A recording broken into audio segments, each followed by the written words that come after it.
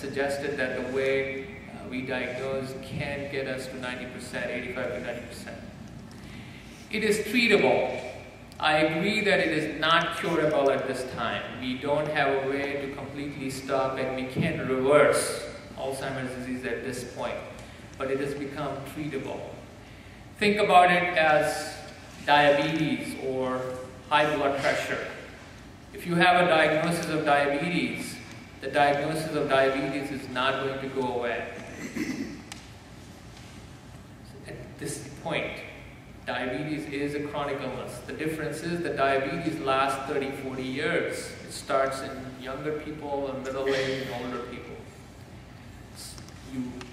Sometimes people who have diabetes take 3, 4, 5 medications. They're on insulin, a couple of other medications. Their blood pressure goes up. They're treated for cholesterol. They're treated for heart conditions.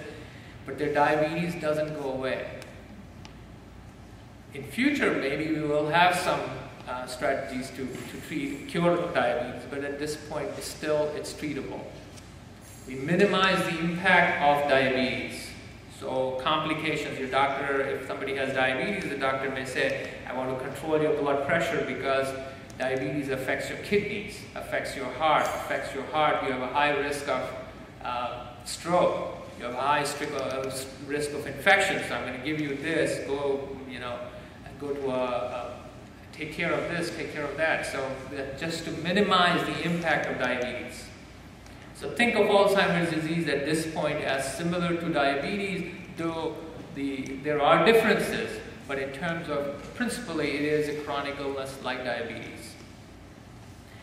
The fourth fact is that early intervention helps. We have seen studies, again, it's not curable, but the earlier you get the diagnosis, the earlier you can get treatment. And people who get treatment early do better over a period of time compared to people who miss by 6 months, even 6 months, 12 months or longer. And I'm not talking about just medications. I'm talking about there are other things in life that people can do. You know, the resources that the community provides, and we will have a lot of presentations today. They will talk about other resources and means that are important for people with Alzheimer's disease. So things like safety, caregiving, psychological status, economics, so many things can be done in addition to medications. So here's moving back a little bit. So what about aging? This is a challenging question. So we move from old age through some kind of stage into Alzheimer's disease. So one of the challenges is how do you differentiate between Alzheimer's disease and normal aging? If somebody has a full-blown Alzheimer's dementia, when they are not capable of taking care of themselves, and they have difficulty in all the aspects that I showed, then it's somewhat easier because we know that their presentation is much different than a person with just early memory change in their old ages. But for people who are not at that point, people who have subtle problems or minor problems or mild problems, how do we differentiate in those? And the other importance of that would be to, like I pointed out, if we could diagnose Alzheimer's as early as possible, so that we will have a better chance of stopping it in its tracks. Scientists and experts have known that there are some changes in the brain that happen with age. But overall, the number of cells in the brain are not dying as they would die in Alzheimer's disease. Because in Alzheimer's disease, there is a process, there is a pathology, there is a change that leads to destruction of cells due to different mechanisms. In old age, yes, there is wear and tear. There are certain radical electrons or discharges that happen that cause some damage to our cells. But the brain neurons are still preserved. there is a part of the brain called white matter. There is a gray matter and white matter, and there are some changes in white matter. And those white matter changes are also seen in people who have diabetes, high cholesterol, high blood pressure, who have had strokes or risk for strokes. So there are some changes. So we know from the anatomy of the brain, the chemistry of the brain, what changes are happening. We may not have every answer, but we know some, we have some idea, and that is different from in normal aging. So for a clinician, the question comes up is, okay, so somebody comes to you as a clinician and says, I have this memory problem. What do you think? Do I have Alzheimer's disease? So the important question for the doctor or a clinician who is evaluating for memory is that, what is this person's memory compared to their own age group and their education? So if I am, say, 70 years of age and I have 16 years of education, my memory will be compared to somebody who is 70 years of age and it has 16 years of education. I cannot compare my memory to somebody who is 40 years of age and has, say, 12 years or 20 years of education. This is one part of our evaluation. And that's when we can say your memory still falls within the range of normal, or it doesn't fall within the normal range of normal. And that's why, you may have experienced sometimes people go to doctors and doctor do some tests. They may send it to a neuropsychologist and say, I want to do more extensive tests and see where your memory falls. And they may say, there is some change, but it is not significant enough that I can make a diagnosis of Alzheimer's disease or a diagnosis to suggest that you are on your way to Alzheimer's at this point. Another difference that doctors have to sometimes, clinicians have to figure out is whether the memory change the person is presenting with is stable, which means it's not changing. I have a memory problem, but it's the same for last year, 2 years. I forget a few things, that's it. And the other thing is, no, my memory or his or her memory is worse than it was 6 months ago or 12 months ago. So the two things are different. They help us to figure out and put things into perspective that, okay, the memory is impaired in many areas, it's kind of getting worse over time, so is this going in the wrong direction or not? That helps to figure out. Another question that comes up is, what is the cause of memory problems? So one cause could be aging. Then there are other causes. Like I pointed out, aging, we can have some idea of, okay, this is aging, this is not going towards Alzheimer's disease. Let's say if somebody has a memory problem which is getting worse and we are concerned that this memory is not in the normal range, then we have to figure out a cause. What is the cause? Alzheimer's disease is the commonest cause of dementia or significant memory problems with other cognitive impairments in older age. So it's always on our mind. But there are other causes, and one of the common causes, not as common as Alzheimer's disease, but is very common, is vascular dementia or vascular cognitive impairment. The cells die in both cases. The cells of the brain die no matter if it's Alzheimer's or it's vascular, but the way they die is different.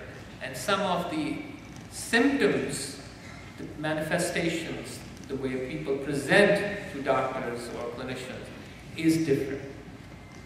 Vascular dementia, as it sounds like, it's related to our vascular system. Our vascular system is the blood vessels and the cardiovascular system. So things like the thickening of the arteries or cholesterol deposition in our arteries and blood pressure. Diabetes is also part of it. High blood pressure, high cholesterol, smoking, alcohol, obesity, and our age. All those lead to vascular risk factors.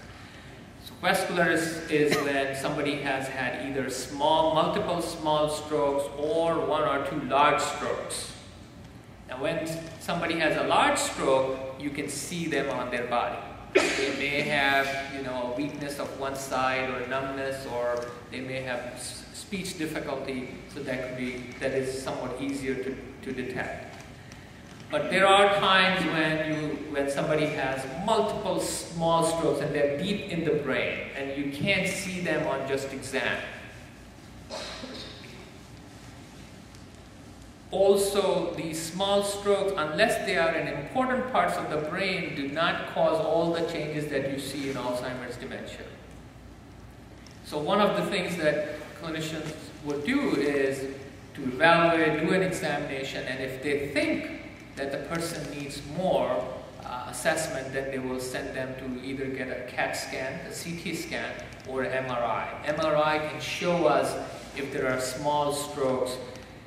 We don't do MRI for every person because sometimes it doesn't make sense and it doesn't show anything of importance to us. So oftentimes people would come to me and say, why don't you get an MRI? And I may say, I don't think it's important, because either I know what is going on because the examination tells me, or it is so subtle that even MRI would not show it. And it would not make any difference in how I am treating you and what I'm telling you. So it does, it's not necessary to do an MRI. There are some conditions where doctors will say, I want to figure out what's going on and I want to do an MRI.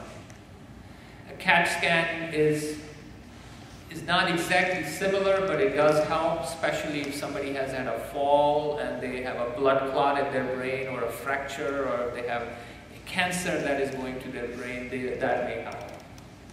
So this helps us to figure out what is the cause. Is it a Alzheimer's type of change, or is it a vascular type of change? So see, all these are challenges. These are the challenges that we have to a degree resolved, and we are moving on to figure out much better ways. So we are moving from, let's say, 80-85% to we want to go to 100%. We want to move from diagnosis of dementia to an earlier diagnosis of mild cognitive impairment. I'll introduce a term, prodromal Alzheimer's disease, or we call it early mild cognitive impairment. So we want to catch it there when it changes from normal age to anything bad. So the doctor may also send somebody for further evaluation, neuropsychological testing, which are more extensive testing of thinking process, skills, memory, language, and they can lay out a map of what parts of the brain are not functioning based upon the assessment from testing of skills and memory. We can kind of point towards, okay, this part of the brain is affected, and this is the way it is affected. So it is either, we can suggest that this is very likely Alzheimer's type, or it is not likely to be Alzheimer's type. There are a few other things that I have not talked to you about, is things like depression, things like medical condition, things like medications, all can present with memory problems. Sometimes vitamin deficiency, some infections can present, alcohol can present with similar symptoms. They are less common, but they are there. And when we do an evaluation, those are in the back of our mind, and we want to make sure that they are not causing the immediate problem. So this group is an important group, people who are in between their normal aging and who are not yet fully having dementia, who are still able to manage their life affairs, who are still driving, playing golf, some of them may be working, volunteering, they're still managing their life, they can take care of themselves, but they are noticing that they are having more trouble, especially in stressful situations, when there are multiple problems that they have to solve, when they are in a social group, or their reading may not be as great as it used to be. They're not able to think as clearly as they used to. So they're comparing it to their past and saying, this is becoming a little more problem.